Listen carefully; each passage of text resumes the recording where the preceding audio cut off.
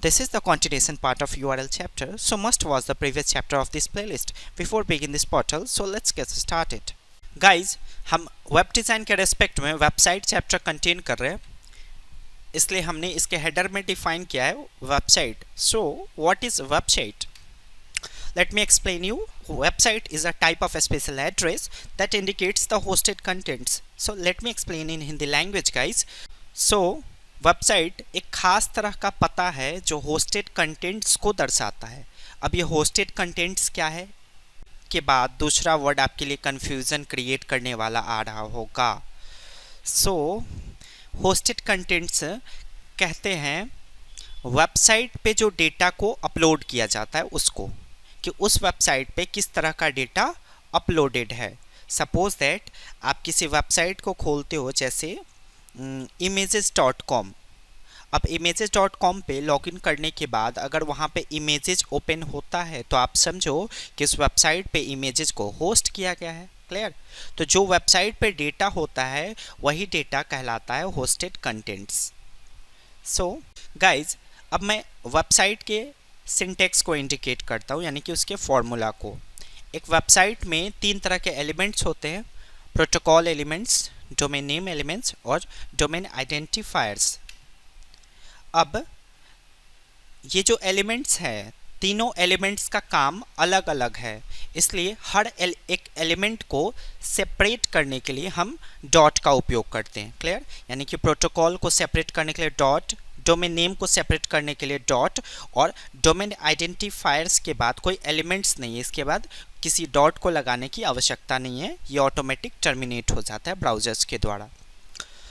So guys, आपको already पता होगा कि प्रोटोकॉल्स कहा जाता है मैंडेटरी रूल्स को, यानी कि जिस रूल्स को इंक्लूड करना इम्पॉर्टेंट हो. तो मैं एक वेबसाइट का एग्जांपल लेता हूँ, आप ध्यान से देखो. मैंने एक वेबसाइट का एग्जांपल लिया है www.google.com. इस वेबसाइट में www को हम प्रोटोकॉल के नाम से जानेंगे, google.com को डोमेन नेम के नाम से, और com को जानेंगे डोमेन आइडेंटिफायर्स के नाम से. सबसे पहले क्लियर करता हूँ कि प्रोटोकॉल्स यहाँ पे www वर्ड ही क्यों इस्तेमाल किया गया है, किसी और वर्ड का उपयोग हम क्यों नहीं किए हैं या क्यों नहीं कर सकते, वो मैं आपके सामने क्लियर करता हूँ. प्रीवियस वीडियोस में मैंने आपको बताया था कि इंटरनेट एक ऐसा नेटवर्क है जो विश्व स्तर पे काम करता है, और उसमें जो सिस्टम इंस्टॉल किया गया है उस सिस्टम को हम वेब के नाम से जानते हैं, और उसी वेब का दूसरा नाम है www. आप वेब से सजेस्ट नहीं हो सकते हैं, web stands for that is world wide web, but अगर www लिखा जाए तो आप ऑटोमेटिक सजेस्ट हो जाएंगे. www stands for world wide web. So the full form of www is world wide web. ये इंडिकेट करता है कि आपका जो वेबसाइट है वो विश्व स्तर पे काम करता है. क्लियर? तो प्रोटोकॉल लगाना मैंडेटरी है. अगर आप प्रोटोकॉल्स इंक्लूड नहीं भी करते हो, सिर्फ google.com को राइट करोगे ब्राउजर्स में, तो ब्राउज़र क्या करेगा, ऑटोमेटिक इस प्रोटोकॉल्स को ऐड कर देगा. मैं इसको और ज़्यादा क्लियर करता हूँ. जैसे आप इंडिया में किसी को भी कॉल करते हो, तो कॉल करने से पहले ऐसा रूल्स या प्रोटोकॉल डिफाइंड है कि आपको +91 लगाना होगा. तो क्या आप किसी को कॉल करते वक्त नंबर से पहले +91 ऐड करते हो? नहीं. ऑटोमेटिक आपका सेलफोन क्या करता है, +91 ऐड कर देता है.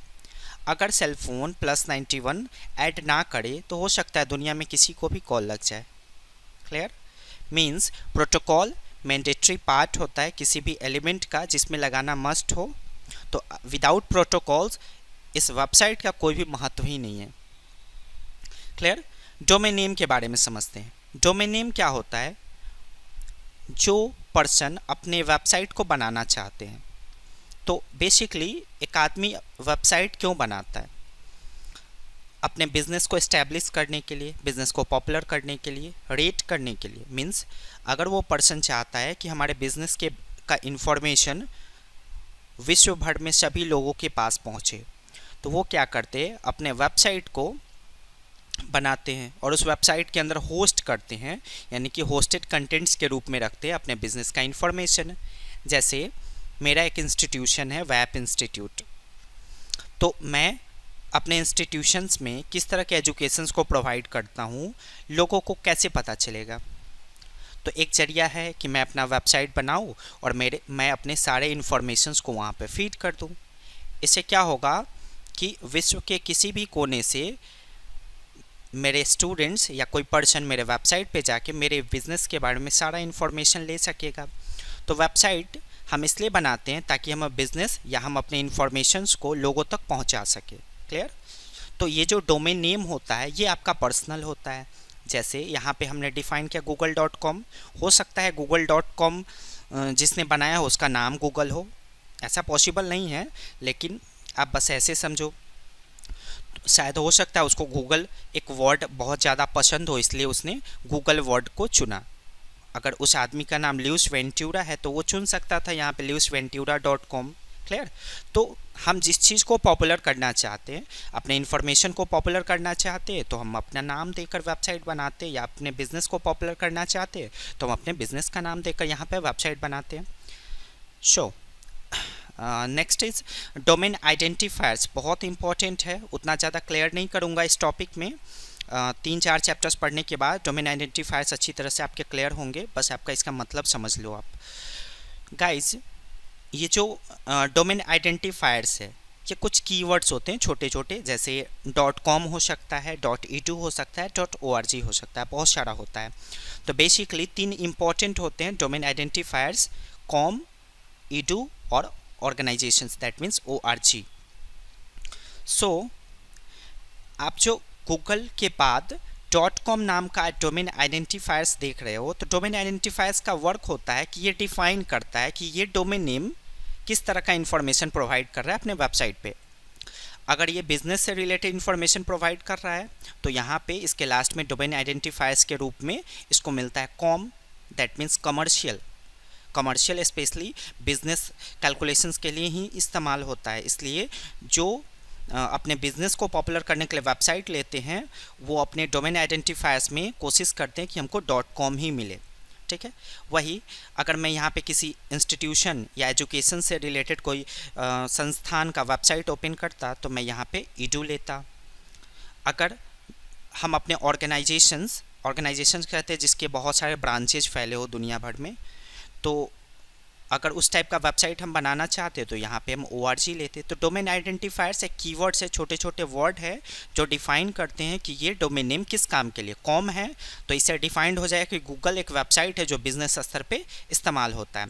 अगर edu होता तो हम समझ जाते कि गूगल एजुकेशन का वेबसाइट है। अगर ORG होता तो हम समझते कि ये गूगल एक ऑर्गेनाइजेशन है जो अपने ब्रांचेज को फैला रहा है पूरे दुनिया भर में। क्लियर। एक और एग्जांपल्स के तौर पे आप देख लीजिए, मेरे इंस्टीट्यूशन का वेबसाइट है www.wapinstitute.com।